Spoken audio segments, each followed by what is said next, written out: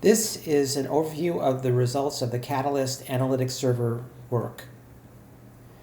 In this presentation, we will cover why are analytics important, how do analytics work, and the accomplishments of our project in this area, including a systematic analytics identification methodology, a large analytics library, an implemented versatile analytics server, and data and theory-grounded analytics evaluations.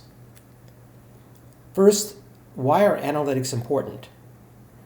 Deliberations on complex topics will inherently involve large crowds because there are many different kinds of required expertise and perspectives, and will also tend to generate big maps simply because the topics have a lot to them in terms of options and arguments.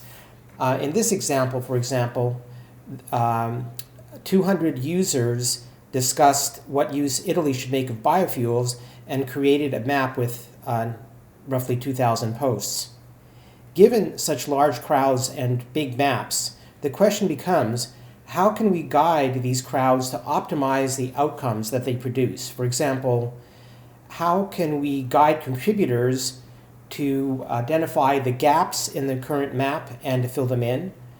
How can we help managers identify which parts of the discussion are progressing poorly and may need intervention?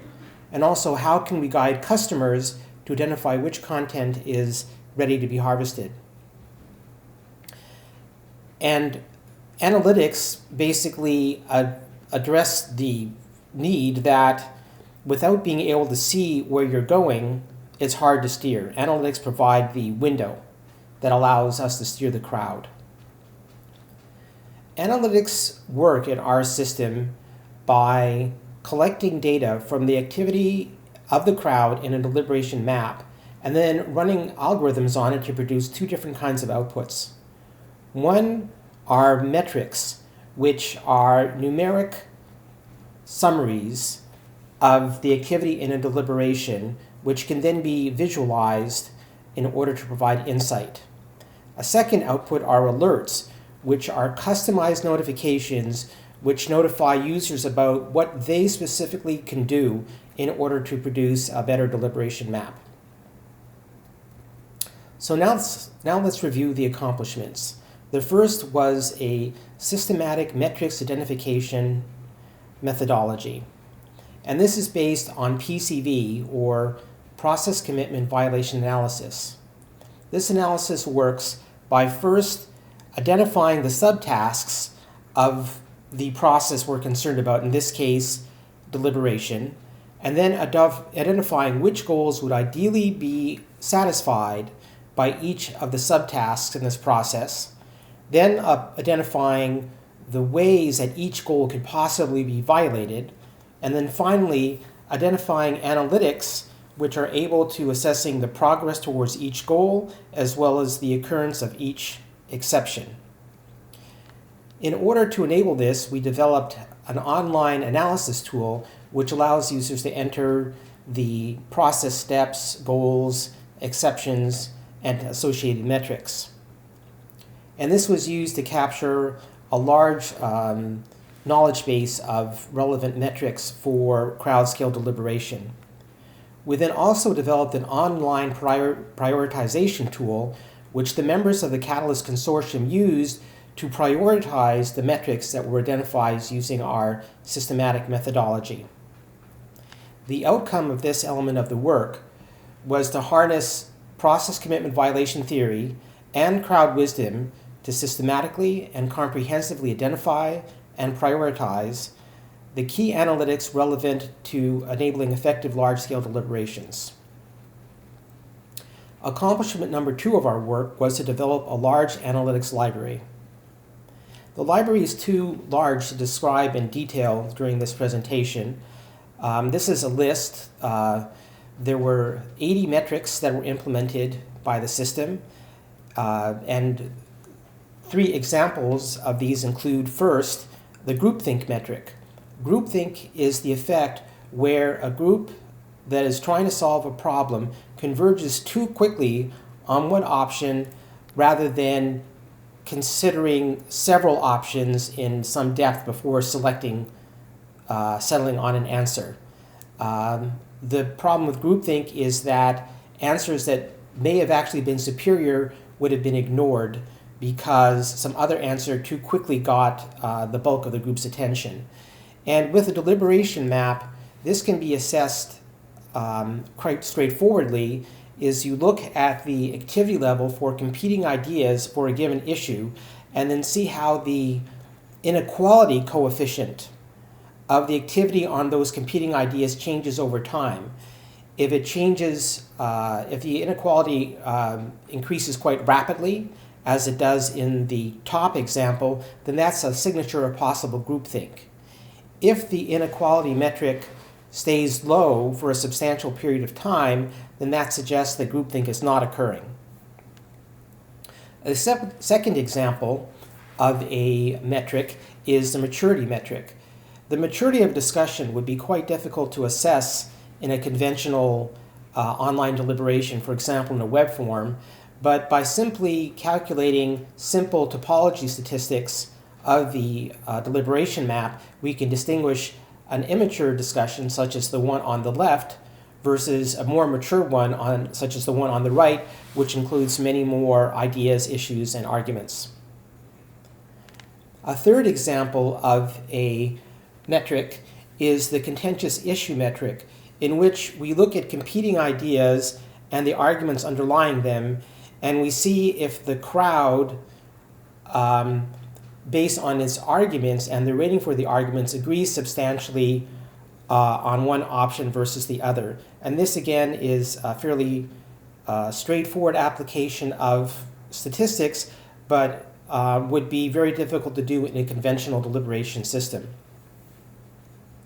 In addition to the 80 metrics, we also implemented 30 alerts, which are described in more detail in the project documentation. One example of an alert is informing authors about whether they have rated a post without looking at the underlying arguments. So, for example, imagine someone in this deliberation map had given a high rating to the idea that yes, carbon emission offsetting is a good idea, but had not viewed some of the relevant arguments. In that case, it is possible that their rating was ill-founded because they did not look at the underlying information. And again, in the particular context of deliberation maps, it's easy to detect this kind of problem and to notify the users of when they may have fallen prone to it. To summarize, the outcome of this aspect of the work has been to implement 80 metrics and 30 alerts of unprecedented power, which means that can recognize important phenomena in crowd-scale deliberation, which would be impossible to detect with conventional social media such as web forms.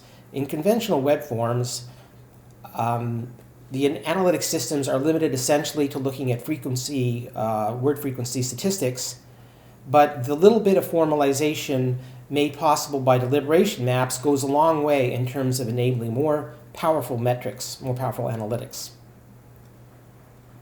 A third accomplishment of our work has been to develop, implement a versatile analytics web service. It's a fully functional tool that runs on the web and that deliberation systems can interact with using the Catalyst interchange format.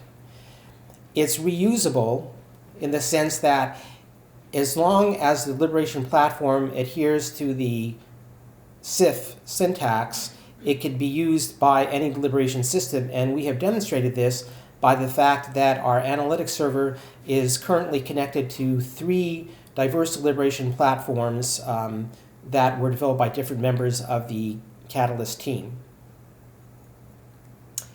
The fourth accomplishment of this work was an empirical and theoretical analysis or evaluation of the analytics. And we did 2 kinds of evaluations. The first was to assess whether or not the kinds of problems uh, that are included in that the important problems occur frequently enough for an alert system to be worthwhile. I mean, if, for example, that people tended not to make mistakes or to make gaps that alert system could detect, then clearly the alert system will not be adding much value. So we wanted to see how much value the alerts could actually add. And to do this, we looked at a particular alert, which is the one that checks for whether a user has rated a post without looking at some or all of the arguments underlying that post. And we looked at a real-life large-scale deliberation, which the one mentioned earlier, which involved 200 users and 2,000 posts. And what we found that almost everybody, roughly 86% of the ratings in the map were made while not having viewed at least some of the underlying arguments. And it turns out that there was even a non-zero percentage, roughly 6% of the ratings that were made while having not viewed all of the arguments underlying that post. And this is not necessarily just negligence on the part of the users, since they may have made the ratings before the additional arguments were added to the map. But in either case, it's clear that in the absence of an alert, an important kind of problem, in other words, rating without looking at the underlying arguments, in all likelihood would occur very frequently. A second kind of evaluation we did is to assess whether or not visualizations driven by metrics can make important deliberation patterns much more visible than they would otherwise be. And to illustrate this, we started with a sample real-world deliberation map about carbon emissions offsetting, which consisted of 2 ideas and a total of 6 arguments. Imagine that we have 2 different groups who had rated the elements in this map. And we could see the ratings that each of the users, in this case 8 users, made for each of the posts in the map. And looking at the table at a row of numbers, it may not be obvious what the emergent patterns are. And if we even look at the ratings histograms for each of the posts, we'll find that in all cases they have this pattern, so they're identical. But if we apply one of the metrics from the Catalyst server, in particular the support vector metric, which is a kind of eigenvector analysis, we could see that the ratings for the posts in group 1 do not cluster in any particular pattern. That's the scatter plot on the left. While in group 2, the ratings made by the users cluster into 2 distinct groups. Further, if we look at the weights on the most significant eigenvector, we can get an idea of which posts were critical in creating the divide between the 2 groups of users that appear in the 2 clumps in the second group.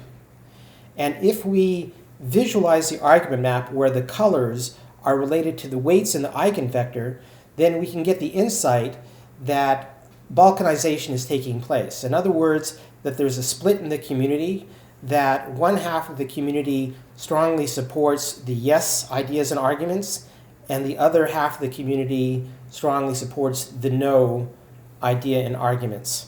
So using the support vector metric, we're able to get insight into the community and its preferences that would be very difficult without this kind of visualization.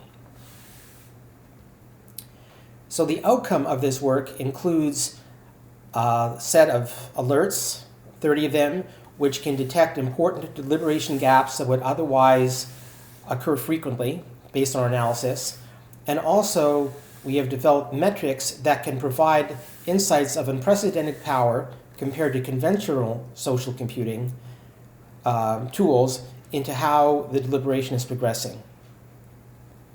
To summarize, the Catalyst Analytics Server provides a fully operational open source web service, a large library of analytics of unprecedented power and demonstrated utility, and a systematic methodology and toolset for identifying and prioritizing new deliberation metrics.